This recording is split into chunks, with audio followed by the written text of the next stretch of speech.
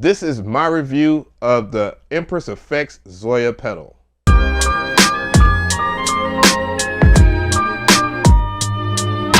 The sequence. What is going on, guys? Huge elephant in the room. I know a lot of people are gonna say, man, this is a hip hop channel. You don't play the guitar? Yes, I do. And one of the main reasons why I got this is because guitar pedals are useful for more than just guitar. They are useful for different drum machines, synthesizers, and all this stuff. And when you got something like this, which is a multi-effect guitar pedal, it is the jack of all trades, but it's also the master of none. Hold on. I know a lot of people are gonna say, well, Av, you're kind of tripping here. No, I'm not really. You just have to understand that when you get into a multi-effect pedal, there are things that you have to consider. And the main thing that you have to consider is that it's not going to shine in every element. One thing I do want to do is compare this to a guitar pedal, and an average size guitar pedal that does one thing good, or really this has a fuzz pedal and it's an envelope for those who like to play bass like I do. And this Kangaroo pedal is much smaller, but not that much smaller. I mean, you know, the Zoia has a lot going for it in terms of size. It's compact. I got big gorilla hands, so I'm gonna go ahead and compare it to something else right here. I'm gonna grab this Voca and show you that the Voca is much bigger. So yeah, as you can see, the Zoia isn't just trumping everything here in terms of size, and it is pretty nice and compact. And that's one of the things I really like about it. The other thing I would like to address here is some of the I/O that's on the back here. You got, of course, your input, and it's a stereo pedal, so that's a really good thing. That is very uncommon for a pedal. So that does justify the $500 price point on top of it being a multi-effect. So you have your in and out, and then you have MIDI in and MIDI out, and you can plug this up to your modular gig. So that is really cool. So let's go ahead and hear this thing, because I think that would help a lot of people judge it for what it is.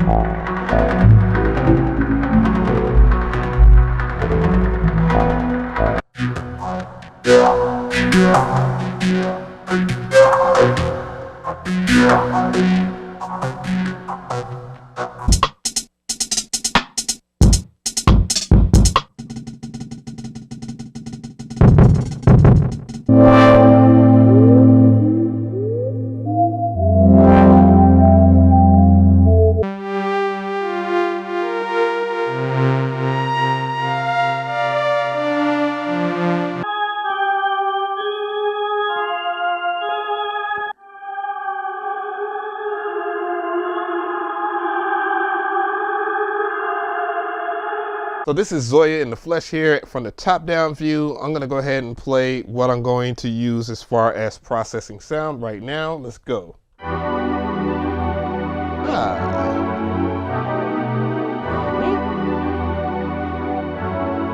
It's coming from my MPC over here. You can look to the bottom left and you can see my finger here. But yeah, this thing kind of does a lot of things, but it doesn't do one thing great. And that's not to undermine it or disrespect it up top here, because this does what you want it to do in terms of multi-effects, but the way it works, I will have to explain. So right now it is bypassed, and that is the one thing that you need to know. If you see this in red right here, that means that it's bypassed. So if I was to turn this on, yeah, like there's nothing happening. So how would I change that to where something would happen? Well, you would have to route it. So the first thing you would have to do is find an interface module of some sort. So you have to add an audio in. So I'm over here doing the audio in right now. And now that I have an audio in, now I need to add an out. So the out has to be routed somehow, right? So let's go ahead and do an output here. And we have an out now. And now we still don't hear anything because it's still playing. You have to connect each other.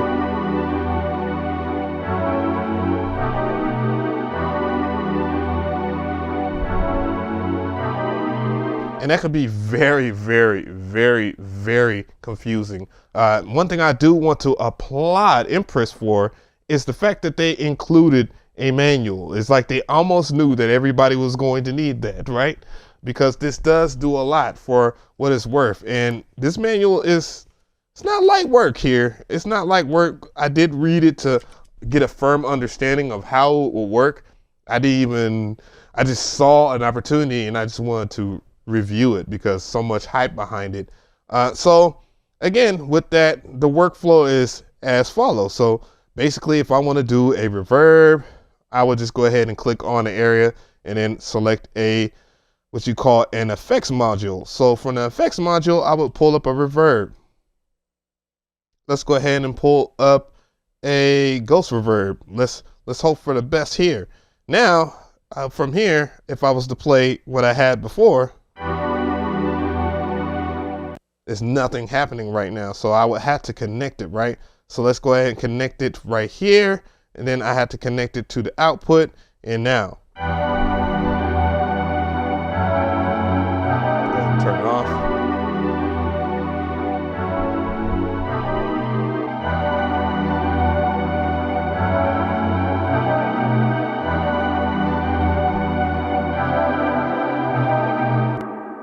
And so forth. You can hear the ghost reverb there. It sounds pretty good.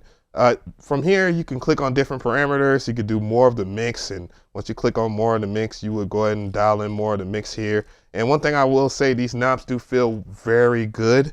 All I know is it would be quite difficult, and you would have to save your preset if you tend to use it traditionally like a guitar pedal. And yeah, let's hear that.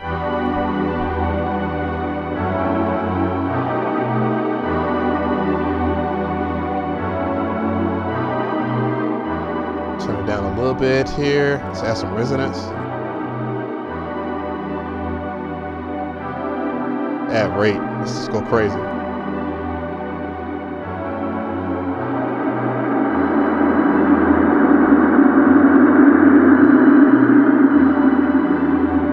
Then you can hear why it's called a ghost reverb. Let's bypass.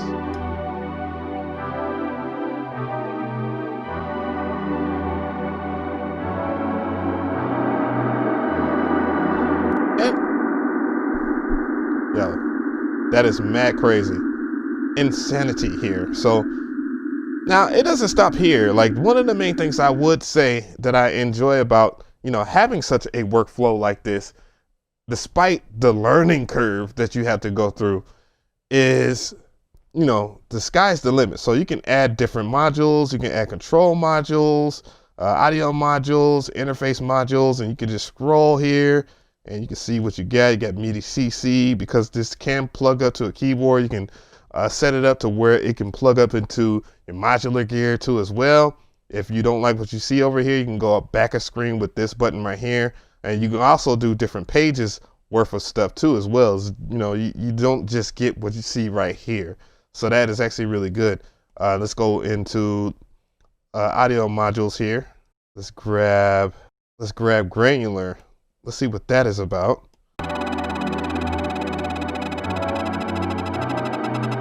This is very interesting.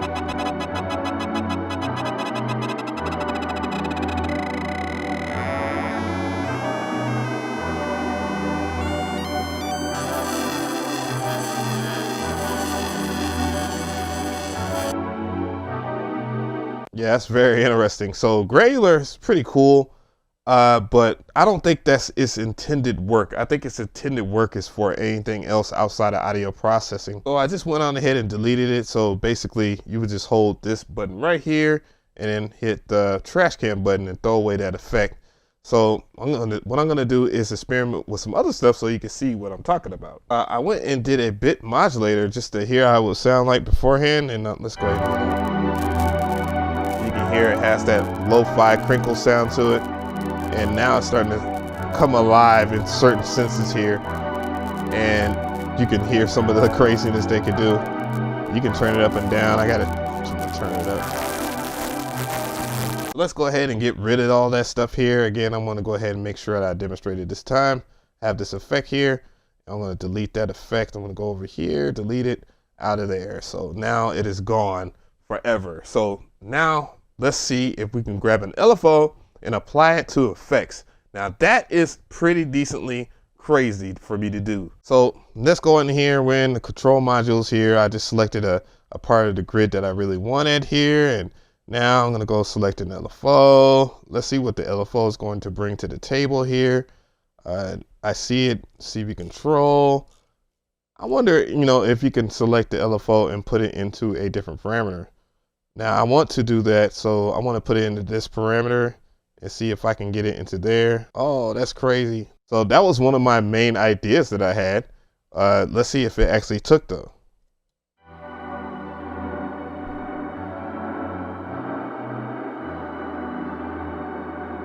Oh, it took. Let's turn it up a little bit. Yeah. You can actually see it fluttering, and you can see that the LFO is active. That is awesome. Pretty cool. All right, so we're still working with the same patch, but not the same sound. So let's hear the sound. There we go. And let's go ahead and activate the. And not bad. I mean, holy crap. And it goes beyond this in terms of what you can do with this, because you can actually turn this into a synthesizer too as well, but that's not really my steez. It is the jack of all trades, but the master of none. So tell me how you feel about this video. I definitely want to hear from you guys in the comment section how you feel about this pedal. The Zoia pedal is pretty good at what it does. I mean, the fact that it's a multi-effect and it can give you a lot of potential is what it shines at the most. I mean, it's not just a effect, it is also a synthesizer too as well. And you can plug it up to your modular gear, you can make it a sequencer, all the things, because it has many different modules in it, and it's been updated too as well, as I have the recently updated version of it. And then I start thinking about the cons too as well. And this is something that I think a lot of people should consider before spending that $500. The first thing is, yeah, it does have a lot of effects and stuff like that you can dial in, but the difficulty level of adding stuff, it could be a higher learning curve than your average person wants to deal with. Yes, I do know that there are a lot of brilliant musicians out there, but not a lot of people are into deep diving and finding the right presets. And that's the other thing too. I wasn't really moved by the basic presets in here, though there are a lot to be discovered out on the interwebs. I mean, Empress Effects had a contest about designing their presets for this, and that's really cool and all that, but I think that's one of the biggest deal breakers with this, because the effects aren't lit, at least not for what I want to do with synthesizers and drum machines and all that. You have to build it up, and that's the other thing I think that might be a con for most people. If you really are not into building up a sound, then yeah, you're not going to really enjoy this at all. You're going to be really frustrated just figuring out. Yeah, it could be very, very tough, though there are videos that exist now because of all the people that had this months before it came out.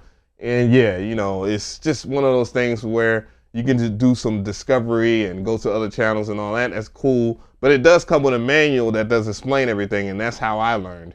So do I give this the stamp of approval? Yeah, I mean, $500 multi-effect, I think that's a really good price.